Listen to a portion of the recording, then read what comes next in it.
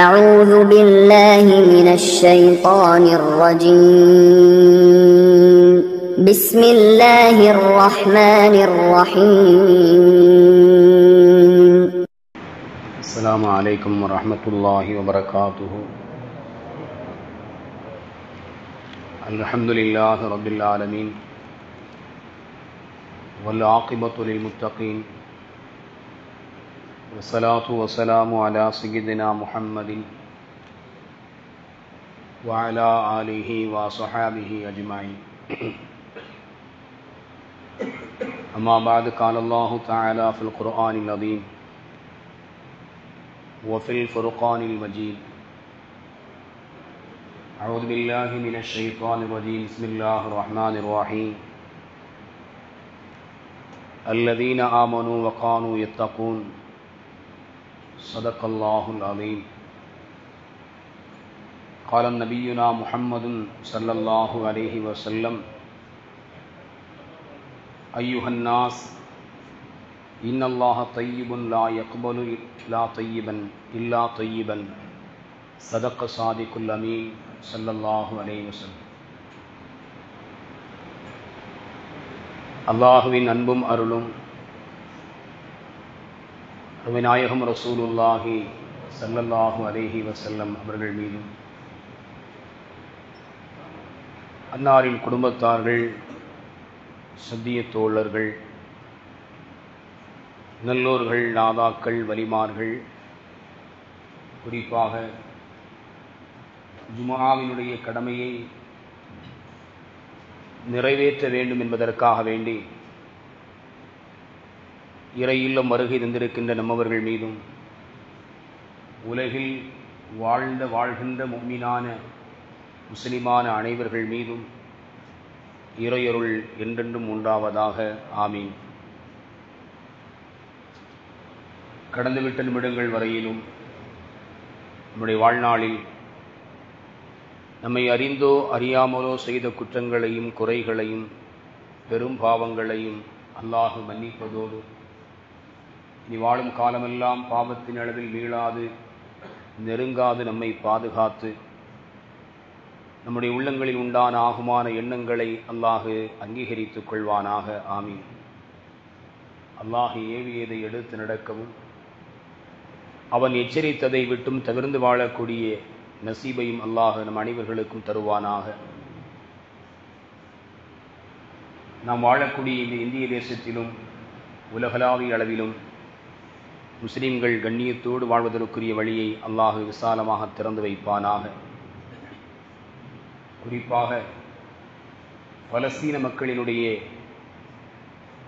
இழப்பை அல்லாஹ் நிறுத்தி அவர்களுடைய பசியில் இருந்து அவர்களுக்கான விடுதலை அல்லாஹ் வழங்கி கண்ணியத்தோடு அந்த மக்கள் வாழ்வதற்குரிய நிலையை அல்லாஹ் வெகு சீக்கிரம் தந்தொருள் புரிவானாக. ஆமீன். நாம் குழுமிருக்கக்கூடிய இந்த இறை இல்லத்திற்கு இடமளித்து இதன் வளர்ச்சிக்காக வேண்டி இன்று வரையிலும் உடலாலும் பொருளாலும் ஆலோசனைகளாலும் உதவக்கூடிய அத்துணை நபர்களையும் அல்லாஹ் நிகரில்லாத பேரருளால் அங்கீகரித்துக் கொள்வானாக. ஆமீன். சங்கைக்குரிய அல்லாஹின் நல்லடியார்களே, பிள்ளைகளுக்கான காலாண்டு தேர்வு பரீட்சை முடிவடையக்கூடிய ஒரு நாள் இது. இனி அடுத்து 8 தினங்கள் குறையாமல் அவர்களுக்கான விடுமுறை என்பது இருக்கிறது. இந்த விடுமுறை காலங்களில் நம்முடைய பிள்ளைகளை நம்முடைய மார்க்கம் சார்ந்த செய்திகளை அறிவதற்கான நிலைகளில் அவர்களை நாம் உருவாக்கி எடுக்க வேண்டும். குர்ஆனினுடைய தொடர்பு, ஹதீஸுகளை கேட்கக்கூடிய நிலை, அவர்கள் அவசியம் தெரிந்து கொள்ள வேண்டிய தொழுகை சார்ந்த செய்திகள், இவைகளையெல்லாம் நம்முடைய இல்லங்களில் இருந்தே அவர்கள் கற்றுக்கொள்வதற்கான வழிகளை முயற்சியை நாம் மேற்கொள்ள வேண்டும். பிள்ளைகளுக்கான முதலாவது ஆசான் என்பவர்கள் யார் என்றால் எல்லோரும் சொல்வார்கள் பெற்றோர்கள். பெற்றோர்கள் சரியாக இருப்பார்களேயானால் நேர்மையான நிலையில் அவர்கள் தன்னுடைய வாழ்க்கையை அமைத்தவர்களாக, சிறந்த சிந்தனையுடையவர்களாக, அல்லாஹ்வை குறித்து பயம் உள்ளவர்களாக இருப்பார்களேயானால் அவர்களால் உருவாக்கப்படக்கூடிய பிள்ளைகளும் இறையச்சம் நிறைந்தவர்களாக, சமூகத்திற்கு பயனுள்ளவர்களாக, சிறந்த கல்வி ஞானம் பெற்றவர்களாக அவர்கள் உருவாகுவார்கள் என்பதற்கு வரலாற்றில் ஏராளமான நிகழ்வுகள் சான்றாக இருக்கிறது. நாம் இருக்கக்கூடிய மாதம் ரபியுல் ஆஹிர். ரபியுல் அவ்வல் என்ற வார்த்தை நம் சிந்தனைக்குள் வருகின்ற பொழுது பெருமானாரை குறித்து உண்டான சிந்தனை வருவது போல ரபியுல் ஆஹிர் என்ற வார்த்தை நம்மில் பேசப்படுகின்ற பொழுது கௌசுல் ஆலம் முஹையீத்தீன் அப்துல் காதிர் ஜீலானி கத்தஸல்லாஹு சிர்ரஹுல் அஸீஸ் அவர்களை குறித்தான நினைவுகள், சிந்தனைகள் நமக்கு எழுகிறது. மிகச்சிறந்த உயர்ந்த அந்தஸ்தை பெற்று விளங்கினார்கள். பல ஆண்டுகள் கழிந்த பின்னாலும் இன்றும் அவர்களை குறித்து பேசப்படுகிறது. அவர்கள் இந்த சமூகத்திற்கு செய்த சேவைகள் குறித்து பேசப்படுகிறது. அவர்களுடைய உயர்வுந்த அந்தஸ்தை குறித்து பேசப்படுகிறது. இவைகளெல்லாம் எதனால் பேசப்படுகிறது என்பதை நாம் சிந்திக்க கடமைப்பட்டிருக்கிறோம். பெற்றோர்கள் பரிசுத்தமானவர்களாக இருந்தார்கள். நம்முடைய பிள்ளை உயர்ந்த இடத்தை அடைய வேண்டும் என்று நாம் ஆசைப்படுகிறோம், ஆசைப்பட வேண்டும். என்னுடைய பிள்ளை ஒழுக்கமுள்ளவனாக வர வேண்டும், நல்ல கல்வி கற்ற அறிஞனாக வர வேண்டும், சமூகத்தில் அந்தஸ்துள்ள மனிதனாக பிள்ளையாக என் பிள்ளை விளங்க வேண்டும், ஆசைப்படும். அதற்கான முயற்சிகள் நம்மிடத்தில் இருக்கணும். அந்த முயற்சிகளில் முன்னோடியாக நாம் இருக்கணும். இது அங்கு முக்கியமான விஷயம். பெற்றோர்களாகிய நாம் நம்முடைய பிள்ளைகளுக்கான முன்மாதிரியாக நாம் இருக்கணும். முதல்ல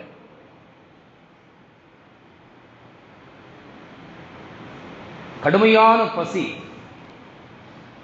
பசியினுடைய தாக்கம் அதிகமாகி மயக்கம் வரக்கூடிய நிலையில் ஆச்சோரத்தில் மிதந்து வரக்கூடிய ஒரு கனியை எடுத்து புசிக்கிறார்கள். அபூ சாலிஹ் என்று அழைக்கப்படக்கூடியவர்கள், அபூ சாலிஹ் மூசா என்று வரலாற்றில் அவருடைய பெயர் பதிவாக இருக்கிறது.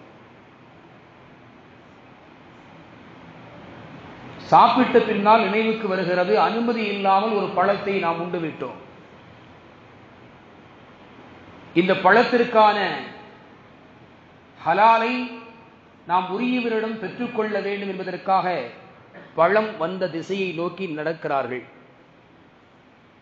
இன்றைக்கு ருசியாக இருக்குமே, ஆனால் எவ்வளவு தூரம் வேண்டுமானாலும் சென்று அந்த உணவகத்தில் உணவருந்துகிறோம். அது குறித்து உண்டான சிந்தனை, யார் அதை ஹலாலாக இருக்கிறார்களா இல்லையா என்பது குறித்து எந்த சிந்தனையும் அல்லது எந்த கேள்வியும் நாம் வைப்பதில்லை. சுவையாக இருக்கிறது என்று சொல்லப்படுகிறது, விளம்பரப்படுத்தப்படுகிறது, நாம் செல்கிறோம், உண்ணுகிறோம். எப்படி அறுக்கப்படுகிறது என்பதையெல்லாம் பார்க்க வேண்டும். யார் அதை அறுக்கிறார்கள் இவைகளையெல்லாம் தெரிந்திருக்க வேண்டும். ஏனென்றால் உண்ணக்கூடிய உணவு என்பது சாதாரணமானதல்ல. இந்த உணவிற்கும் நாம் செய்யக்கூடிய அமலுக்கும் தொடர்பு என்பது இருக்கிறது. பழம் விழுந்த பகுதியை அறிந்து கொண்டு உள் நுழைகிறார்கள். அங்கு ஒரு பெரியவர் சையீத் அப்துல்லாஹ் சௌமாயி ரஹ்மத்துல்லாஹி அலைஹி அவர்கள் இருக்கிறாங்க. நடந்ததை சொல்லி, பழத்திற்கான ஹலாலை நீங்கள் எனக்கு கொடுங்கள், அதை எனக்கு ஆகுமாக்கி கொடுங்கள் என்று இளைஞர் கேட்கிறார். புரிந்து கொண்டார்கள் வந்தவர்கள். வந்திருக்கக்கூடியவர் சாதாரணமான மனிதர் அல்ல. ஒரு பழம் உண்டதற்காக வேண்டி அதை ஹலாலாக்கி தர வேண்டும் என்று நம்மிடத்தில் வந்து கோரிக்கை முன்வைக்கிறார் என்று சொன்னால் சாதாரணமான மனிதர் அல்ல.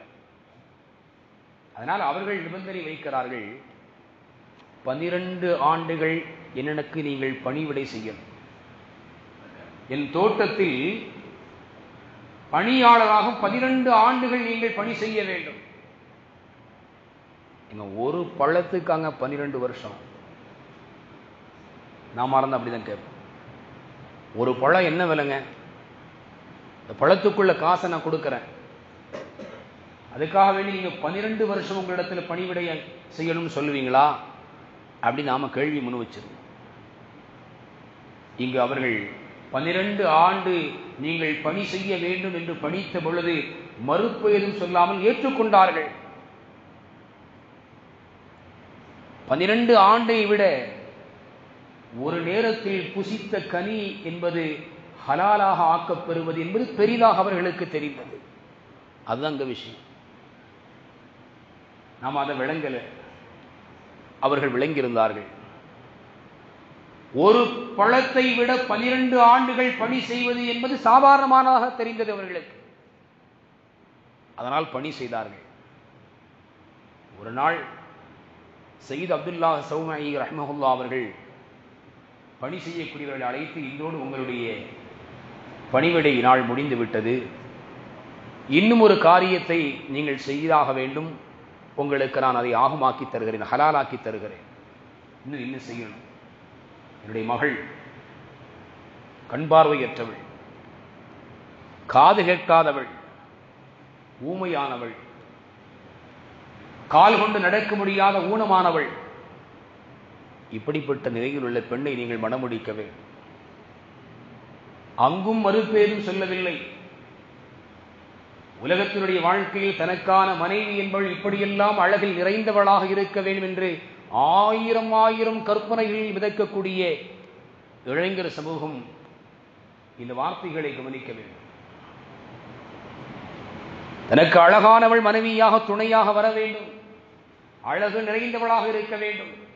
அவள் அழகை பார்க்கின்ற பொழுது எனக்கு மகிழ்ச்சி என்பதும் சந்தோஷம் என்பதும் இன்பம் என்பதும் எப்போதும் கிடைத்துக் கொண்டே இருக்க வேண்டும். இப்படியெல்லாம் கற்பனையினுடைய வளத்தில் எண்ணத்தில் மிதக்கக்கூடியவர்கள் இளைஞர்களே. அன்றைக்கு கண் தெரியாத பெண், காது கேட்காத பெண், வாய் ஊமையானவர்கள், கால் முடமானவர்கள், இப்படிப்பட்ட என்னுடைய மகளை திருமணம் செய்ய வேண்டும் என்று சொன்ன பொழுது உண்ட உணவு ஒரு பழம் அது ஆகுமானதாக ஆக வேண்டுமே என்பதற்காக வேண்டி அதையும் ஏற்றுக்கொண்டார்கள். அபூ சாலிஹ் மூசா அவர்கள் அதையும் அங்கீகரித்தார்கள். மணமுடித்து பெண்ணை சென்று பார்க்கிறார்கள். திருமணம் முடிந்து விட்டது. பெண்ணை பார்க்கிறார்கள். உறுப்புகள் எல்லாம் அழகுற அமைய பெற்ற பெண்ணாக அவர்கள் காட்சி தருகின்ற பொழுது மறுநாள் அவர்களுடைய பெண்ணின் தந்தையிடத்தில் சையீத் அப்துல்லா சௌமஇ அவர்களிடத்தில் கேட்கிறார்கள், தங்களுடைய பெண்ணை குறித்து மகளை குறித்து இப்படியெல்லாம் சொன்னீர்கள். தந்தை சொல்றாங்க, என்னுடைய மகள் கண் தெரியாதவள் என்று சொன்னேன், அவள் பாவத்தை பார்த்ததில்லை. எப்படி வளர்த்திருக்கிறாங்க பாருங்க. ஏனென்றால் சையீத் அப்துல்லாஹி சௌமஇ ரஹ்மஹுல்லாஹ் அவர்கள் இமாம் ஹுசைன் ரலியல்லாஹு அன்ஹு அவர்களுடைய வம்சத்தை சார்ந்தவர்கள். இமாம் ஹுசைன் ரலியல்லாஹுடைய வம்சத்தை சார்ந்தவர்கள், பரிசுத்தமான அஹ்லு பைத்தை சார்ந்தவர்கள்.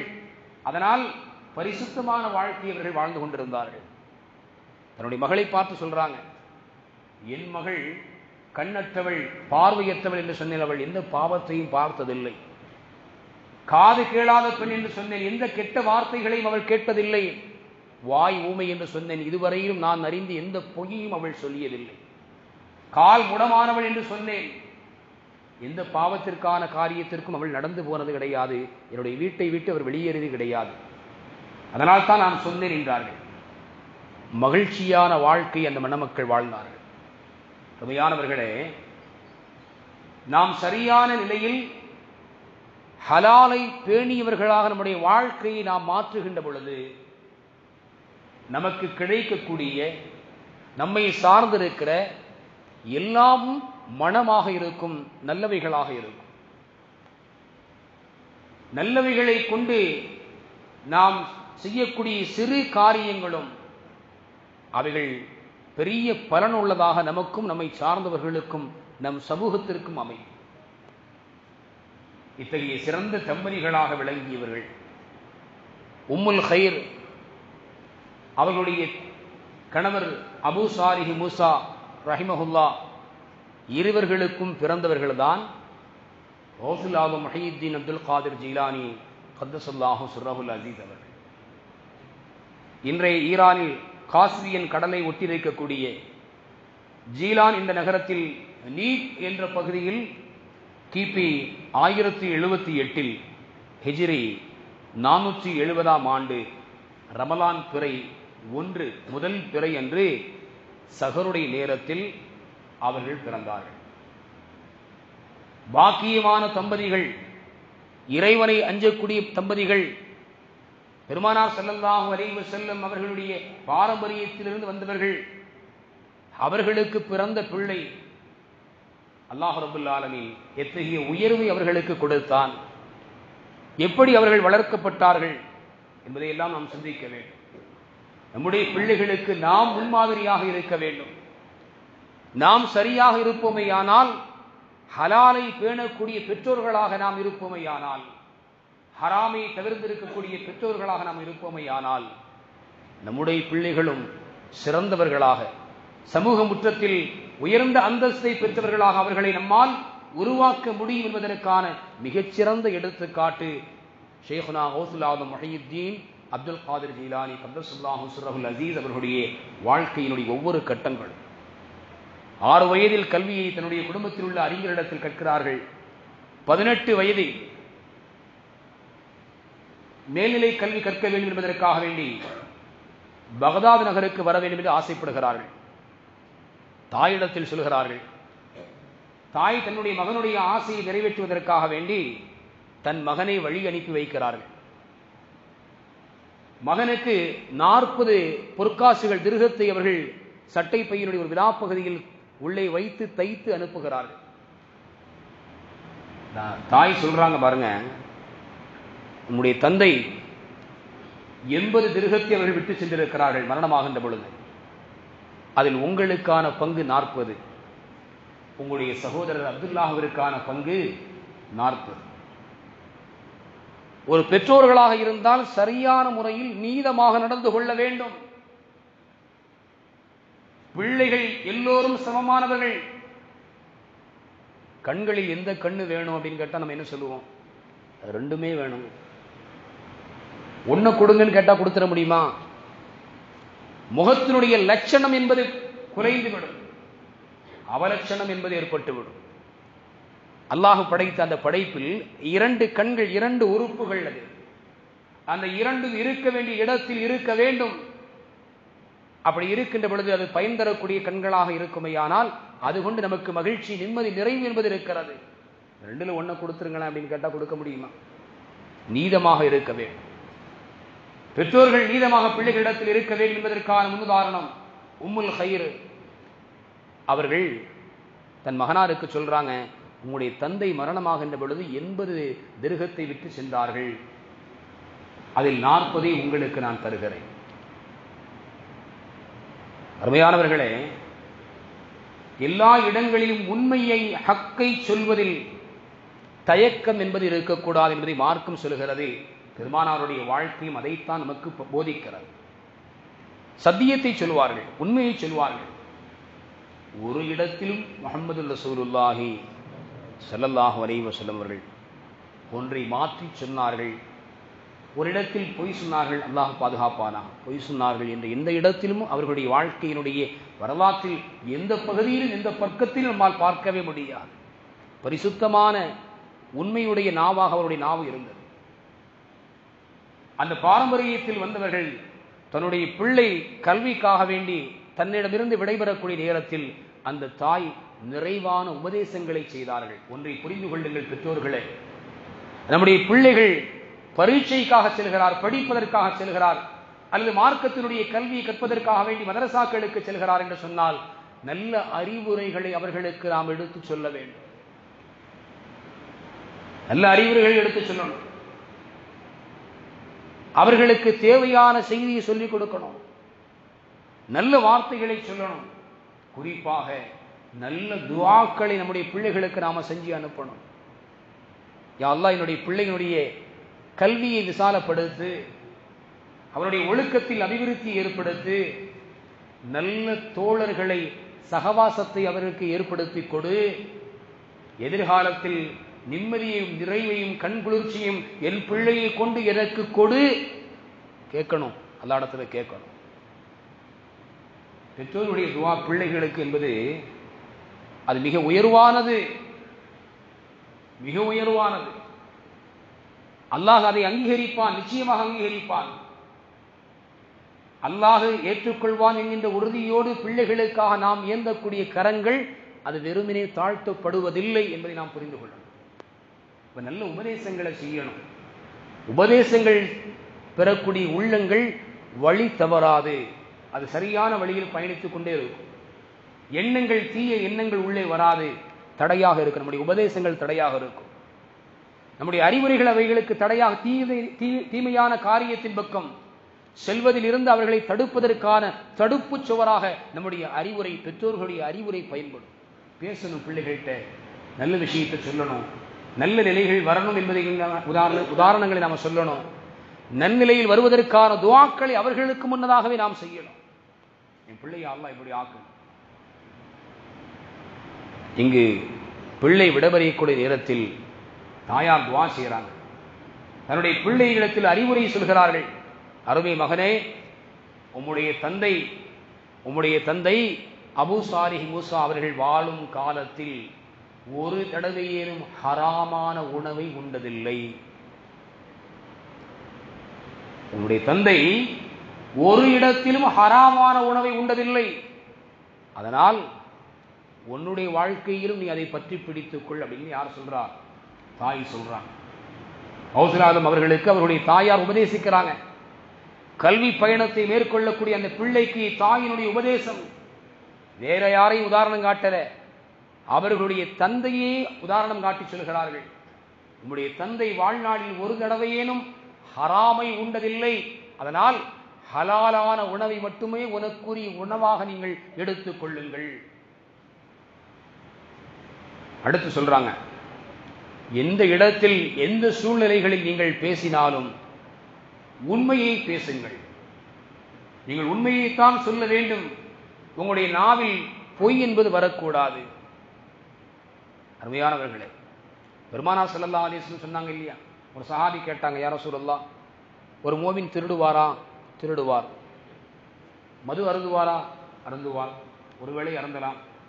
விபச்சாரம் செய்து விடுவாரா? செய்து விடலாம்.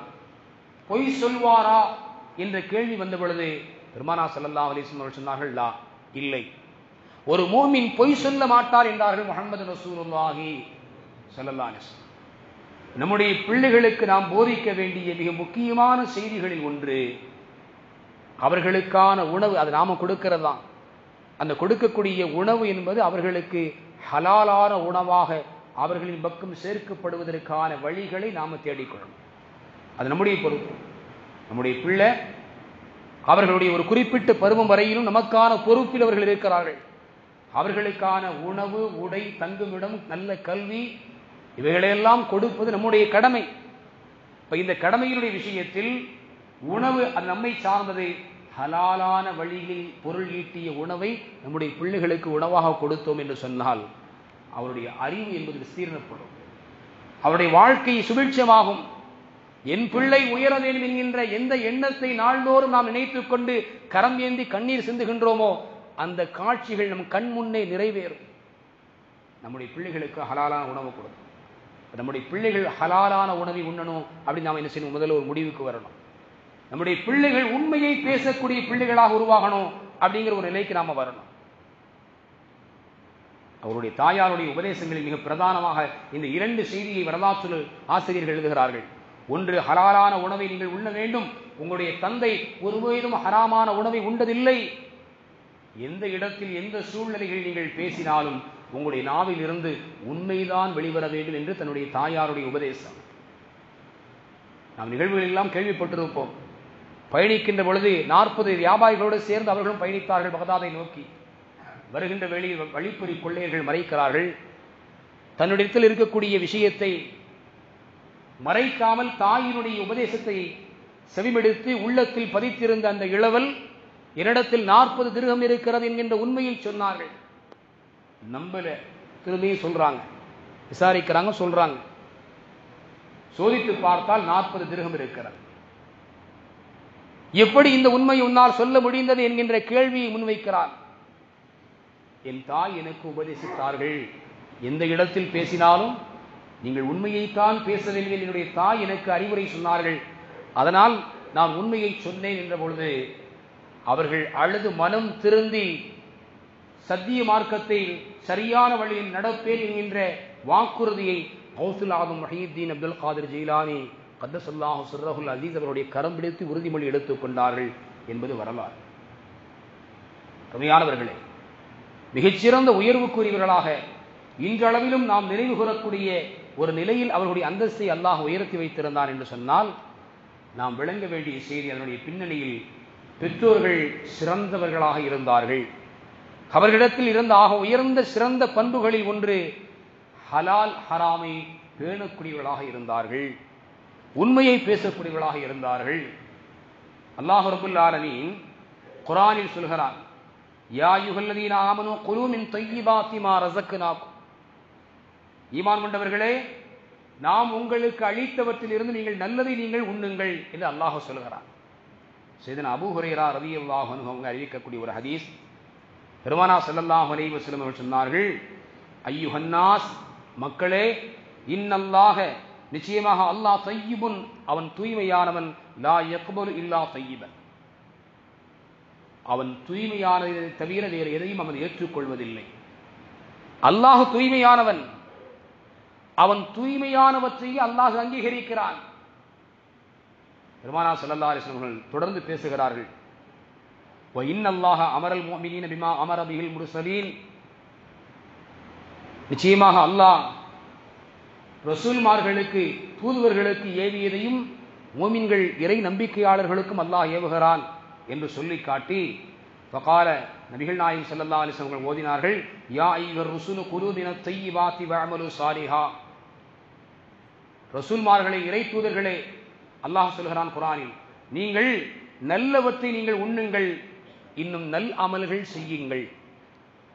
நல்லவைகளை நீங்கள் உண்ணுங்கள், உணவாக எடுத்துக் கொள்ளுங்கள், நல்ல அமல்களை நீங்கள் செய்யுங்கள். அடுத்த ஆயத்தில் பெருமானார் ஸல்லல்லாஹு அலைஹி வஸல்லம் அவர்கள் ஓதி காண்பிக்கிறார்கள், வகால யா அய்யுஹல்லதீன ஆமனூ குலூ மின் தய்யிபாத்தி மா ரஸக்னாக்கும்.